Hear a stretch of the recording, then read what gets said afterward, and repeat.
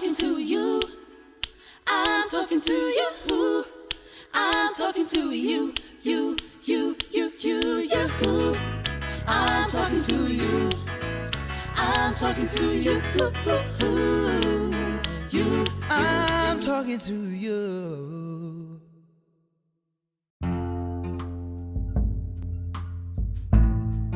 Queen Elizabeth II has died, and a new era has begun.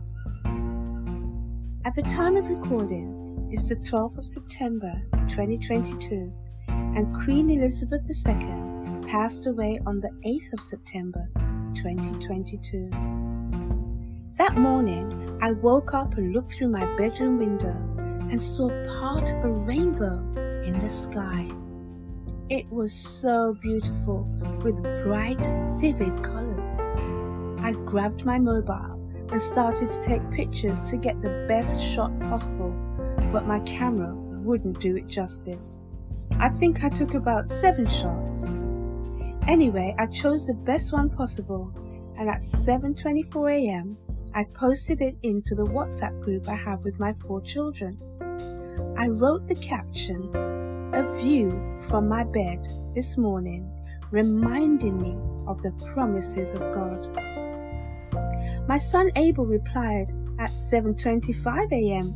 with a pic from his flat window with the opposite side of the rainbow. I did not know how significant this was until the news began to filter through by late morning that the Queen had died. Pictures were now being posted of the full rainbow over Buckingham Palace. I personally believe it was a sign. Something significant had happened. Something of importance had happened. To express my true feelings right now, I would say that I'm in mourning with the rest of the United Kingdom and the Commonwealth. The news was actually a shock, as only 2 days before she was still performing her royal duties. You know, the British national anthem asks God to save our gracious Queen. It asks that she reign over us for a long time, and she did. 70 years, the longest reigning British monarch. For me, she epitomized servitude, dignity, and honor, and she was also devoted to her family. She left us with a legacy, and I feel so fortunate to witness the reign of Queen Elizabeth II and the succession to the throne in my lifetime. To be born at such a time as this, as one would say. I was born here in the UK of Jamaican parentage. I now have grandchildren born here, and I am a British citizen, a citizen of the United Kingdom. It's a culture, and the Queen has made it a brand because she's been around and she's been a constant for 70 years. We have now come to the end of an era for sure, which means the beginning of something new. But what territory we're heading into, no one knows yet.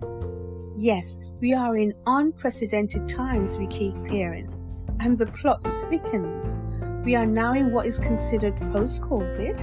There's a war between Russia and the Ukraine, other wars and rumors of wars, increasing inflation, fuel shortage and price increases, political unrest, the list goes on. Not a lot of good news, it seems. Now, I've been meaning to begin a new season of episodes for my Vocal Points podcast. The previous ones, if you've been following my journey, have been the uploading of my audio assignments from ministry school. Please check them out. I now have some thoughts of interest, but just wasn't sure when to begin. The death of the Queen has now prompted me to begin with a focus on identity. What is your identity? So staying on the subject of the monarchy, I want to make a vocal point about the kingship. What's interesting to me about kingdoms is that you don't vote for a monarch. It's not a democratic process where the people decide. It's passed down to the heirs to the throne. Our new monarch, His Royal Highness King Charles III, he is king. It's an identity. Those in line are princes and princesses. He may or may not be popular, but he is king, and he will have access to all the authority and wealth that comes with it. He can use it to serve himself or his subjects. The king is sovereign. So whatever a king is, we expect King Charles III to be that. Now the question is, what do kings do? There are so many great films and TV episodes with kings and thrones, and world and biblical history is enriched with examples of good kings and bad kings. The king sets the tone for the kingdom. There is no kingdom without a king. Biblical history records that Jesus, the Messiah's birth, was written in the stars. The wise men asked the question, "Where is he that is born King of the Jews? We have seen his star in the east and have come to worship him." He was on trial for his kingship. Pilate asked, "Are you a king?" Let's take a close look at that account in John chapter 18. So Pilate the governor went out to them and asked, "What is your charge against this man?" "We wouldn't have handed him over to you if he weren't a criminal," they retorted. "Then take him away and judge him by your own law," Pilate told them. They said, "Only the Romans are permitted to execute someone," the Jewish leaders replied. This fulfilled Jesus' prediction about the way he would die. Then Pilate went back into his headquarters and called for Jesus to be brought to him. "Are you king of the Jews?" he asked him. Jesus replied, "Is this your own question, or did others tell you about me?" "Am I a Jew?" Pilate retorted. "Your own people and their leading priests brought you to me for trial. Why? What have you done?" Jesus answered, "My kingdom is not an earthly kingdom. If it were, my followers would fight to keep me from being handed over to the Jewish leaders. But my kingdom is not of this world." Pilate said, "So you are a king?" Jesus responded, "You say I am a king. Actually, I was born and came into the world to testify to the truth. All who love the truth recognize that what I say is true." That's John 18:29-37, the NLT version. The good news is that Christ will return to earth as King of Kings and Lord of Lords. The kingdoms of this world will become the kingdom of God, for He is the kingdom, the power, and the glory. The scriptures foretell of a period of 1,000 years when Christ will reign on earth.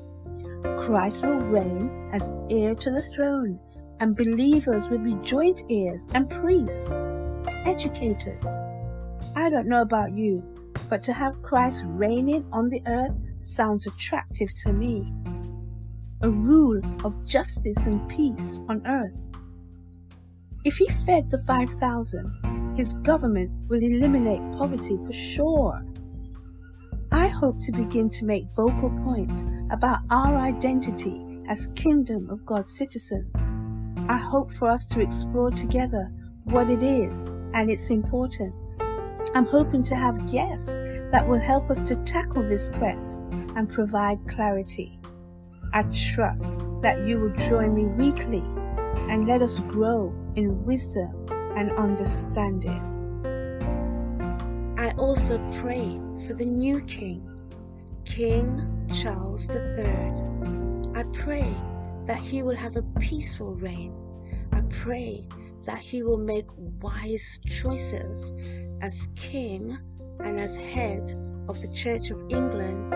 He will adhere to good principles and values that will give us a peaceful environment to spread the gospel of the kingdom of God. So, be blessed.